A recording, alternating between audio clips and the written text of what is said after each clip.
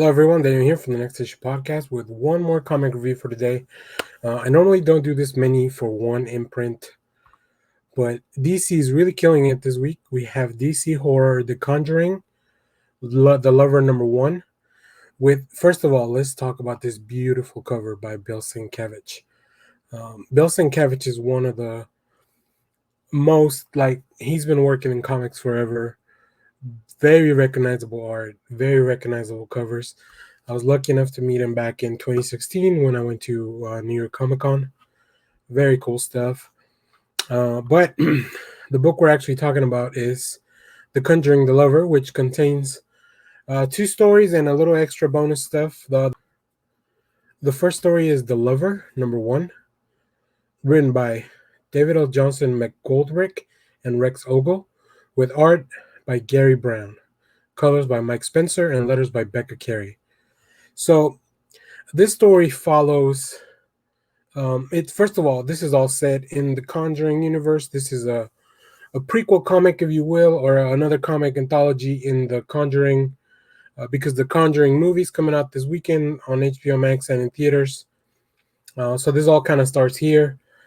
So we meet Jessica. Jessica's a freshman in college who just came back after the winter break. She brings some of the anxieties, and you get to hear all that stuff with a conversation with her mom. Poor grades, awkwardness with this boy that she met in college, and you definitely get a feeling of uneasiness and stuff that whenever she's in college, which is kind of told here. So the story is very good, but the art is, to me, in this issue, what really sets the mood. Jessica misses her friend Katie. She's alone in college, so she's facing through all those things. She's got a roommate that's got a boyfriend and all that stuff. So if college wasn't hard enough, she'll soon realize that there's something else happening in this college, and that's kind of all the little hints we get in this story later on in the issue. Now, one of the things that I think horror comics are pretty difficult. And I say that not being an artist, but I think it's very difficult to actually get somebody to feel tension and horror and like that stuff that comes from a movie. But here we can look at the art by Garry Brown, and we get the panel repetition. It's very similar to in a movie when the camera's slow panning or is stuck on a subject, and you see the little differences, you hear the conversation. So very slowly, all these little vertical panels. And that sequence of 3 vertical panels is one of my favorite devices that as I've been doing these reviews, I've discovered that set the pacing and the mood and all that stuff in the comic.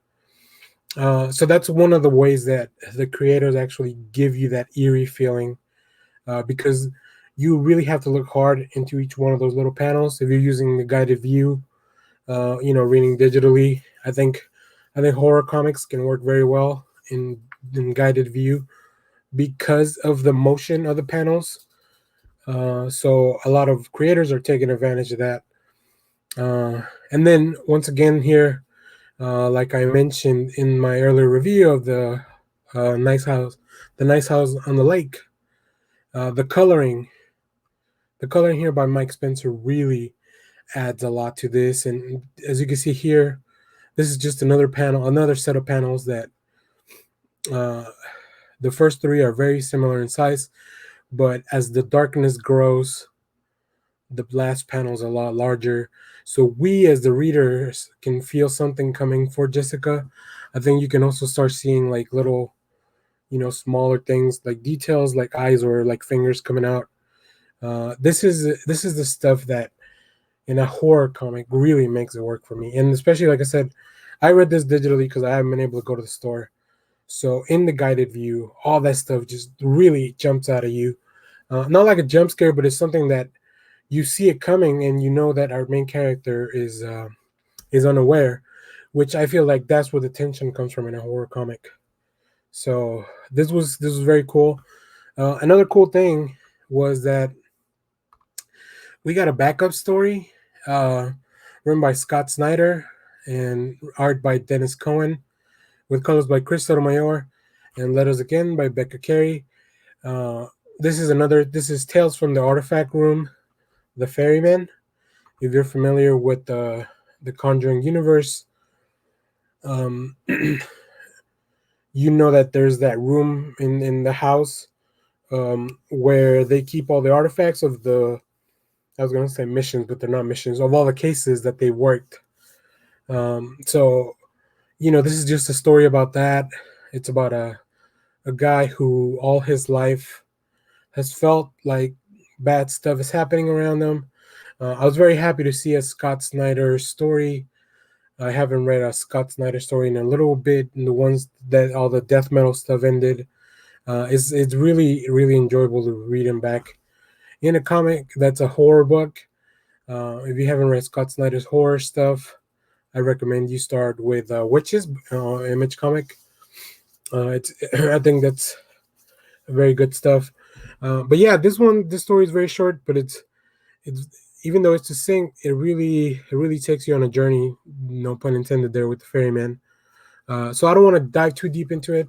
I didn't pull many panels from that because I wanted you guys to kind of look at that. It's only a few pages. Another really cool thing in this book, there are some ads, like magazine ads for stuff you can order in the mail. That's kind of like haunted artifacts and stuff like that. Um, I didn't pull those either because I want you as the reader to kind of go into those and just look at them for the first time on your own. But overall, I'm a big fan of the Conjuring franchise. I was always planning to pick this book up. I actually got a lot more than I thought I was going to with this book, so I'm very happy about that. Um, it's only going to be 5 issues, so it's a small miniseries. I do hope that DC continues to lean into the horror books. I've really been enjoying the horror stuff that Vault and other smaller imprints have been coming up with, and this horror imprint really gives creators a different area to explore. That's not necessarily like superhero stuff. And as much as I love superhero stuff, I love horror. I love all kinds of genres, sci-fi, like all that stuff. I really enjoy. Um, so yeah, definitely go pick this up. I very much recommend it if you're a fan of The Conjuring. If you're planning to watch the movie this weekend, which keep an eye out. We'll probably do a spoiler or a non-spoiler and then a spoiler review. If you guys want us to, we'll definitely do a non-spoiler review for The Conjuring. I'll be watching that on Friday as soon as it comes out. But thanks for watching, everyone. Remember to like, share, subscribe. We will have more reviews. Go back and watch our last live episode. We talked about the movie Pulp Fiction to celebrate 150 subscribers. That was kind of a challenge that I threw out there, and you guys did not disappoint. So thanks, everyone. Go buy some comics tomorrow. We'll have Marvel reviews and indie reviews coming later in the week. If there's any other DC book you want me to review, leave it in the comments. I'll try to take a look, see if we can get that done. Yeah, thanks, everybody. Bye-bye.